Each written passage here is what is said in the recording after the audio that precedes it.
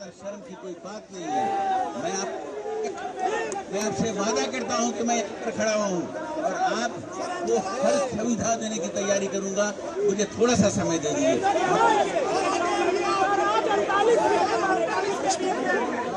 तो चाहे कोई भी हो, सख्त से सख्त कार्रवाई की ये मेरा आपसे वादा है।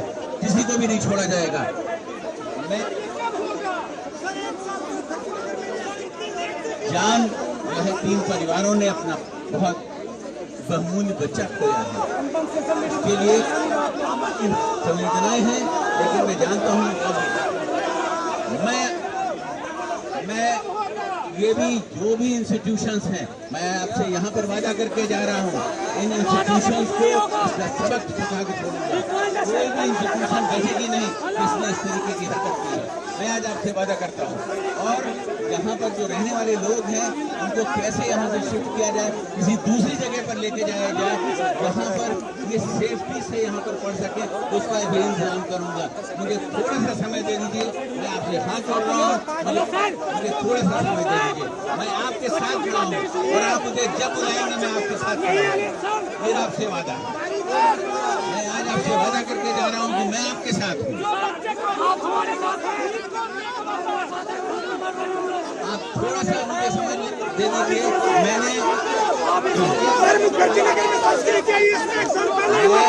आज आपसे वादा कर रहा हूँ कि मैं आपके बीच में खड़ा हूँ और आप जब मुझे बुलाएंगे मैं दोबारा आकर खड़ा हो जाऊंगा। थोड़ा सा समय दे दीजिए। थोड़ा शांत हो जाइए। जब तक इस तरीके से चिल्लाते रहेंगे तब तक ना हम आपसे बात कर पाएंगे ना आप हमसे बात कर पाएंगे। थोड़ा सा मैं अंदर आइए सर।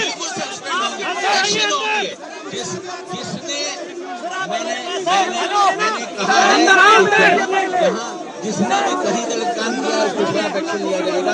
थोड़ा सा समय लगेगा क्योंकि कोई भी एक्शन जो है इलीगल नहीं होना चाहिए। कोई भी एक्शन जो है ऐसा नहीं होना चाहिए किसी को जो व्यक्ति है उसके ऊपर चला जाए। मुझे थोड़ा सा समय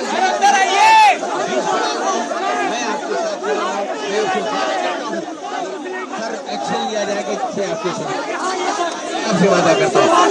मैंने आप सबकी बातें सुन ली है।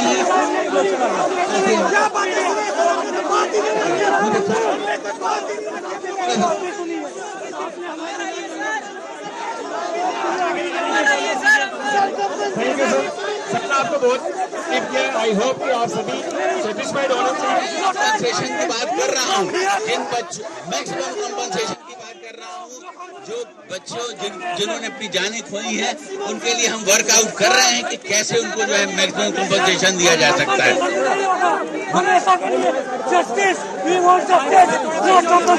मैं चाहता हूं कि ये नहीं है बंद हो, परमानेंट सोल्यूशन निकालने की जरूरत है। ये टेम्परेरी सोल्यूशन से काम नहीं। मैं आपसे वादा करता हूँ आप प्लीज थोड़ा सा विश्वास रखिए। मैं दोबारा आपके पास आऊंगा और आपको बताऊंगा कि हम क्या कर रहे हैं। सबसे मेरी रिक्वेस्ट है, सर ने बहुत ही अच्छे से आपको हर चीज के बारे में बताया है और आप थोड़ी शांति रखें और हर चीज के इंक्वायरी का टाइम लगता है और एक्शन जस्टिफाई होना चाहिए। तो और सर ने जैसा आपको बताया कोचिंग वाले को ऑलरेडी अरेस्ट कर चुके हैं। Hello sir.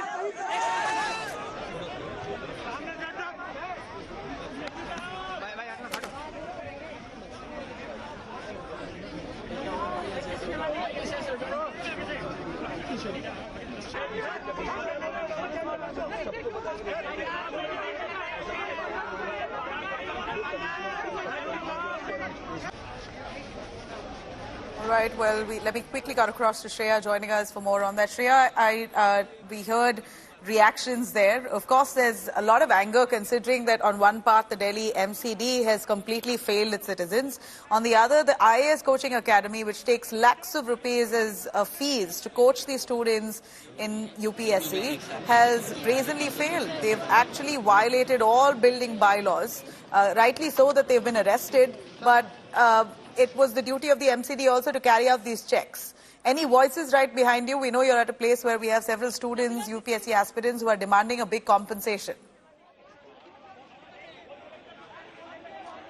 Well, Nabila, we cannot really deny the fact that these students who are raising their voices, essentially pointing it out the lapse on the part of the MCD, the coaching centers, and that's why you can see them protesting this day since the incident happened. आप लोग जिम्मेदारी fix करना चाहते हैं, LG से आप लोग क्या वॉइस रखना चाहते हैं?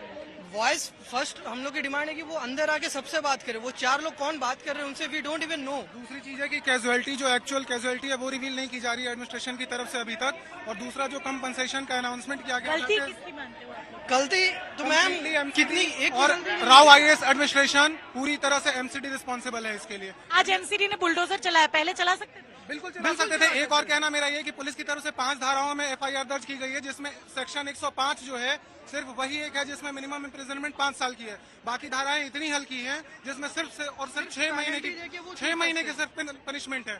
MCD और गवर्नमेंट ऑफिशियल्स की रवैये पे क्या कहेंगे? उनके सारे गांव में सर्वे करना, उनके सामने यहाँ पे बूथ है, पुलिस बूथ है, उनके सामने ये नहीं हो। LG साहब आए, हम लोग का डिमांड है कि LG साहब हमारे बच्चों के बीच में हमारे बीच में आकर बात करें, लेकिन वहाँ बात नहीं कर, सिर्फ सिलेक्टेड 2-4 लोग को बुलाए और 2-4 लोग से बात कर रहे हैं और ये गए और सिर्फ और सिर्फ आश्वासन दिया जा रहा है, कुछ नहीं हो रहा है। यहाँ पे सामने आकर हम लोग बच्चे से बात ही नहीं कर रहे हैं। 2-4 लोगों की जगह है, ये बैरिकेड्स की जगह है डेमोक्रेसी में। हम Okay, very pertinent point raised by these students. Okay, they are pinning accountability on the MLA, the mayor, the MCD, the coaching center, the police and the administration. I think this particular poster by the students in itself is a very particular question on the ones who are responsible. Accountability needs to be pinned. They are angry because they have lost their own people, they have lost their close ones. Here you can read it. So you guys also wanted to say the same to the LG? Yes. आज हमारी लड़ाई, सभी छात्रों की लड़ाई भ्रष्टाचार से है, उन भ्रष्ट नेताओं से है, उन भ्रष्ट अधिकारियों से है जिन्होंने इस बेसमेंट में कोचिंग चलाने का काम किया। बेसमेंट में कोचिंग चलाने को लेकर अगर पहले ही सजग हो जाते तो आज इतना बड़ा आज MCD ने बुलडोजर चलाया, बोला कि ये जो ड्रेन्स है इस पे सीवर पे कंस्ट्रक्शन था, पहले कर सकते थे या नहीं? सालों पहले जो बुलडोजर चलना था, जो आज चल रहा है, जो 15-20 छात्रों की जान ले चुका है। हमारा ये कहना है कि ये तो क्यूरेटिव मेजर है, ये लोग क्यूरेटिव मेजर ले रहे हैं तो प्रिवेंटिव मेजर क्यों नहीं लिया गया था?